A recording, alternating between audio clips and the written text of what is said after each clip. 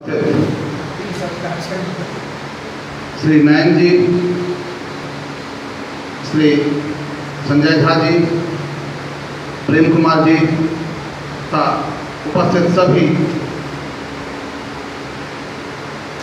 Reporter हैं।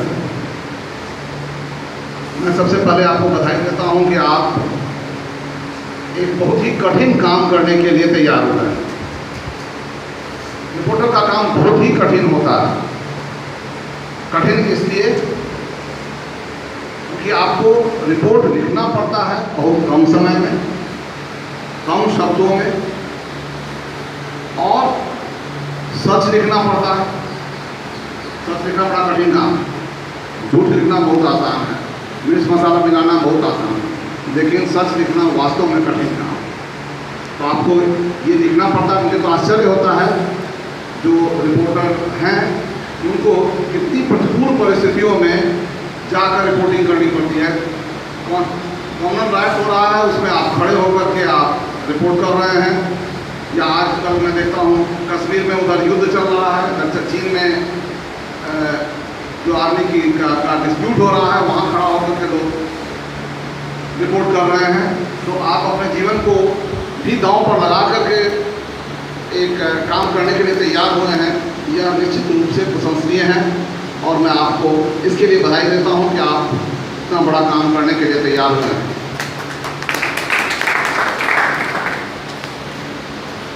और आपने एक महत्वपूर्ण कार्य से जुड़ा हुआ जो मैगजीन है उसके साथ आप जुड़े हैं।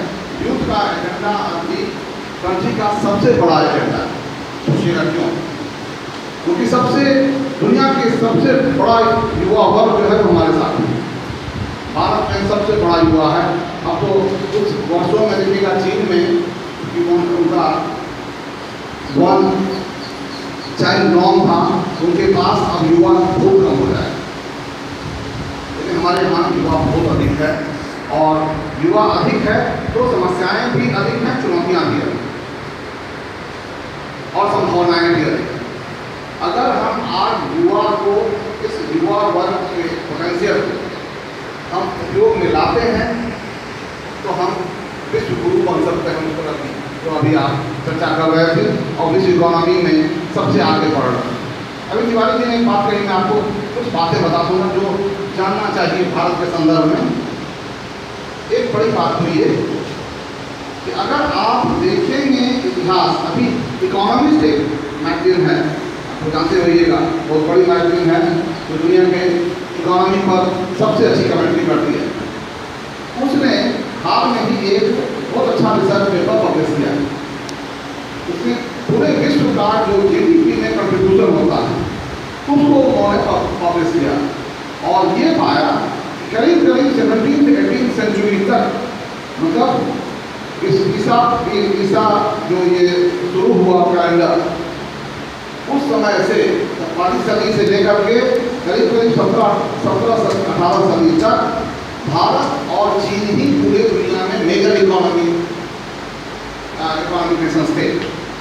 उनका ही सबसे ज़्यादा जीडीपी में उनका कंट्रीब्यूशन था। लेकिन ये पिछले 200-300 साल जबकि अंग्रेज आए हैं, उसके बाद से ही पूरा परिवर्तन हो गया है, और हम लोग अभी हमारा जीडीपी में कंट्रीब्यूशन 2-3% पर पहुँच गया। जबकि हम लोग, मैं समझता हूँ, काफ़ी बड़ा 40% के आसपास भी हम लोगों ने कंट्रीब्यूट किया है वर्ल्ड में। ये बात समझने की जरूरत है कि ये आज जब भी युवा खड़ा होगा तो फिर धीरे धीरे हमारा इकोनॉमी इम्प्रूव करना शुरू कर रहा है, और हम इकोनॉमी में बड़े साझेदार हो सकते हैं। तो मित्रों, लेकिन ये कैसे हो सकते हैं? अभी क्योंकि आपका जो आज का सेमिनार का विषय है वो कल्याणकारी योजनाओं का है, जो कि तिवारी जी ने आपके लिए रखा है कि हम रोजगार को कैसे सृजन करेंगे, ये सबसे बड़ी चुनौती है। मैं कुछ बातें आपके समक्ष रखना चाहता हूँ इस रोजगार के विषय। अभी तक रोजगार का मतलब इस देश में युवाओं के सामने यह होता था कि सरकारी नौकरी हमको कम मिले।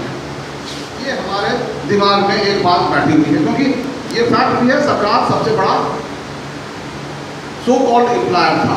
एम्प्लॉयर कहते हैं लोग, मतलब जो नियोक्ता हैं, जो रोजगार देने वाले हैं। सरकारी सबसे ज़्यादा देती थी, लेकिन वास्तव में क्या है तो पता है, करीब करीब 3/4 लोगों को रोजगार मिलता है कृषि से। 3/4 75-76% लोग इस राज्य में कृषि पर आधारित हैं और कृषि से रोजगार प्राप्त कर रहे हैं। और बाकी जो सरकार का रोजगार, मुझे नहीं लगता है कि 2-3-4% से ज़्यादा हो, और बाकी आपके और चीज़ों सेक्टर से आते हैं। अगर ऐसा है तो क्या हमारी पढ़ाई की व्यवस्था, शिक्षा की व्यवस्था इस चीज़ के लिए फाइन ट्यून्ड है? अगर इसके लिए हम तैयार हैं कि हमारे बच्चे स्वरोजगार की ओर जाएं, हमारे बच्चे मैन्युफैक्चरिंग कर रहे हैं कि हम पूरे स्टेट को मैन्युफैक्चरिंग या प्रोडक्शन हाउस बनाना चाहते हैं, तो क्या इसके लिए हमारी शिक्षा व्यवस्था तैयार है या वो प्रयास कर रही है? मैं कुछ बातें आपको बताना चाहूँगा और जहाँ से इसको ध्यान से देखिएगा। एक छोटी सी बात से शुरू करता हूँ, तब फिर दूसरी बात बताऊँ। आप बाजार में चले जाइए, बाजार में जाइएगा तो देखिएगा कि लोग बोल करके ज़्यादा कमा रहे हैं कि लिख के ज़्यादा कमा रहे हैं। पता नहीं आप लोग क्या विचार, कितने लोग बोल के, क्या लगता है आप बोलने से कमाता है लोग कि ज़्यादा लिखने से कमाता है? बोलने से, ठीक है। लेकिन जब आप स्कूल भेजते हैं, किस काम के लिए भेजते हैं? पढ़ने के लिए और लिखने के लिए। बोलने के लिए कोई नहीं भेजता। कभी भेजो तो मैं एक साधारण दार्शनिक बात बोल रहा हूँ। कभी कहते हैं कि स्कूल हम भेजे हैं बोलना सिखाने के लिए, और खाली स्कूल में बोलना सिखाने लगेगा तो आप कहेंगे कि तो पढ़ाता ही नहीं, तो लिखाता ही नहीं है, होमवर्क कराता ही नहीं है ना। मतलब मैं जो ये ज्ञान है, अगर हमको जीविका मिलती है बोलने से तो बोलना सिखाना चाहिए। अब दूसरी बात, अब चलिए, कितने लोगों को हाथ से जीविका मिलती है? हाथ का काम करके, लिख करके नहीं। लिखने से कितने लोगों को मिलती है और हाथ से काम करने से कितने लोगों को मिलती है, क्या बता पाइएगा? अगर चले जाइए, ज़्यादा लोग हाथ से काम करते हैं, नहीं, लिखने से कम मिलती है, उससे ज़्यादा मिलती है। आप किसान में कुदाल चलाने वाले की संख्या गिन लीजिए, हथौड़ा चलाने वालों की संख्या गिन लीजिए, ये कलम चलाने वालों की संख्या बहुत कम है। 70-30 के आसपास। आप 70-30 कर रहे हैं, मुझे लगता है साथ फिगर और कुछ ज़्यादा ही हो। लेकिन हमने हाथ चलाना ही बंद कर दिया, और ये हमारी शिक्षा व्यवस्था की सबसे बड़ी भूल थी कि हमने लोगों को शिक्षा में हाथ को प्रॉपर उपयोग नहीं सिखाया। कलम के साथ साथ कुदाल भी चला लेते, कलम के साथ साथ हथौड़ा भी चला लेते, हाथ चलाने के लिए सब कुछ सक्षम है, लेकिन हमने उसको एक चीज़ चलाना सिखाया है।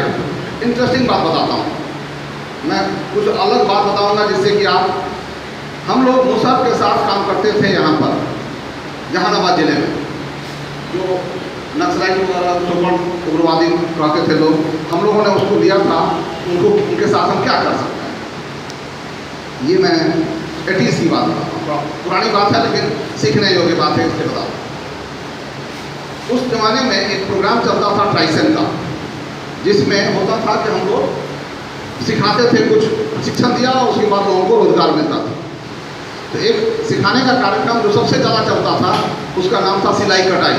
लोगों को सिलाई कटाई सिखाया जाता था, 6 महीना तक सिलाई कटाई सिखाया जाता था। उसका कहा जाता था कि अब तो आप सिलाई कटाई सीख गए, अब आप स्वरोजगारी हो गए, जाइए अपना काम कीजिए।